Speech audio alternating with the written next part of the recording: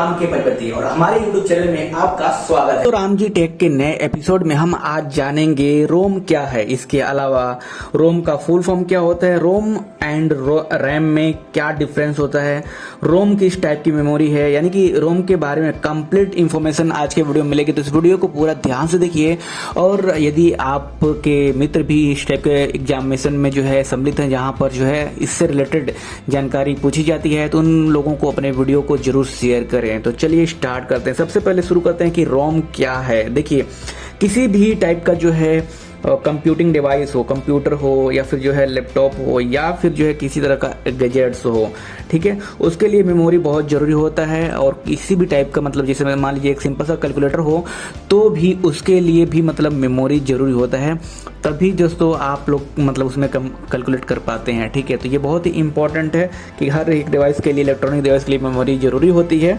तो इस कंप्यूटर में मान लीजिए कि दो तरह के जो है मेमोरी होती है। पहला होता है प्राइमरी मेमोरी और दूसरा होता है सेकेंडरी मेमोरी। प्राइमरी मेमोरी है उसमें जो आता है एक रैंडम एक्सेस मेमोरी एंड आता है रोम यानी कि read only memory. Secondary memory जो होता है उसमें जो है हार्ड ड्राइव होता है जिसे हम HDD कहते हैं, सॉलिड स्टेट ड्राइव होता है जिसे हम जो है SSD कहते हैं। एंड इसके अलावा दोस्तों यहाँ पर CD भी जो होता है उसमें भी हम जो है इसको सेकेंडरी मेमोरी कहते हैं। रैम का फुल फॉर्म होता है रैंडम एक्सेस मेमोरी और रोम का फुल फॉर्म होता है रीड ओनली मेमोरी। ठीक है दोस्तों, रैम मतलब जो है एक तरह से वोलेटाइल मेमोरी है, रोम नॉन वोलेटाइल मेमोरी होती है। चलिए अब कुछ जो है रैम रोम के बारे में जो है फैक्ट्स जान लेते हैं। देखिए, रोम जो होता है ना ये सिर्फ मेमोरी को रीड कर सकता है, मतलब ये जो कोई भी मेमोरी होती है उसको सिर्फ रीड कर सकता है, इसमें राइट नहीं होता है।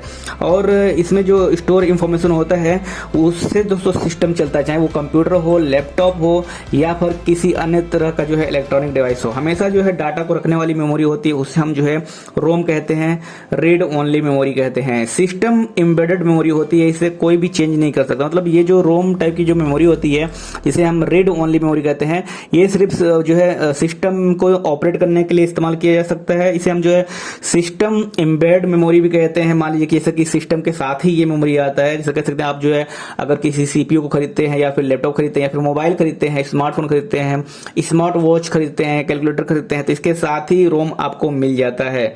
ठीक है दोस्तों, कैलकुलेटर जैसे डिवाइस में भी रोम लगा रहता है लेकिन किसी को पता नहीं होता। इसके साथ ही फ्रिज वगैरह होता है उसमें भी जो है रोम लगा रहता है। अब आइए जानते हैं रोम के कितने प्रकार यानी कि टाइप ऑफ रोम। देखिए, सबसे पहला जो प्रकार है रोम का वो है पी रोम। इसे हम जो है प्रोग्रामेबल रीड ओनली मेमोरी कहते हैं। दूसरा है EP रोम जिसे हम erasable programmable read only memory कहते हैं। तीसरा होता है EEP रोम, इसे हम जो है electrically erasable programmable read only memory कहते हैं। इसके बाद जो चौथा होता है वो है M रोम, ये सबसे लेटेस्ट वर्जन है रोम का जिसे हम मास्क रोम भी कहते हैं। अब आइए थोड़ा ब्रीफ में इसको जानते हैं। ठीक है, पी रोम जो होता है एक बार प्रोग्राम हो गया तो इसमें जो डाटा है या फिर इंस्ट्रक्शन है इसे बदला नहीं जा सकता। दूसरा टाइप का जो रोम है जैसे कि EP रोम, इसको दोबारा रीप्रोग्राम किया जा सकता है, इसके डाटा को इरेज करके दोबारा जो है इसमें डाटा डाला जा सकता है, लेकिन इसे दोस्तों इरेज करने के बाद ही हो सकता है। इसका जो प्रोसेस है बहुत ही डिफिकल्ट होता है। पहले EP रोम को अल्ट्रावायलेट लाइट से एक्सपोज किया जाता है, फिर इसमें पुराने डाटा को इरेज किया जाता है, फिर नया डाटा को रीप्रोग्राम किया जाता है। तीसरे टाइप का जो रोम होता है इसे हम EEP रोम कहते हैं। इसमें यानी कि EEP रोम में इलेक्ट्रिक फील्ड के द्वारा दोस्तों अप्लाई करके इसमें डाटा को इरेज किया जाता है। इसमें अल्ट्रा वायलेट लाइट की जरूरत नहीं होती। EEP रोम में सिर्फ चिप के पोर्शन को इरेज करके इसे रीप्रोग्राम किया जा सकता है।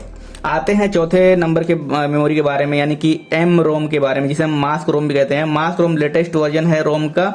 ये अलग टाइप का रोम मेमोरी है जिससे प्रोडक्शन के टाइम में ही मास्क कर दिया जाता है, यानी कि ये एक अलग टाइप का ही मेमोरी है। इसमें प्रोडक्शन के जो समय होता है उसी में इसको मास्क कर देते हैं। जैसे कि दूसरे टाइप के रोम है उसी तरीके से मास्क रोम में भी कोई भी डाटा को यूजर चेंज नहीं कर सकता। यदि कोई चेंज करने की कोशिश करता है तो इसका प्रोसेस बहुत ही डिफिकल्ट होता है और स्लो हो सकता है। चलिए दोस्तों जानते हैं रैम और रोम में क्या अंतर होता है। तो देखिए सबसे पहले मैं आपको बता दें, रैम ये एक तरह से टेम्पररी स्टोरेज है, रोम वहीं पर परमानेंट स्टोरेज के रूप में काम किया जाता है।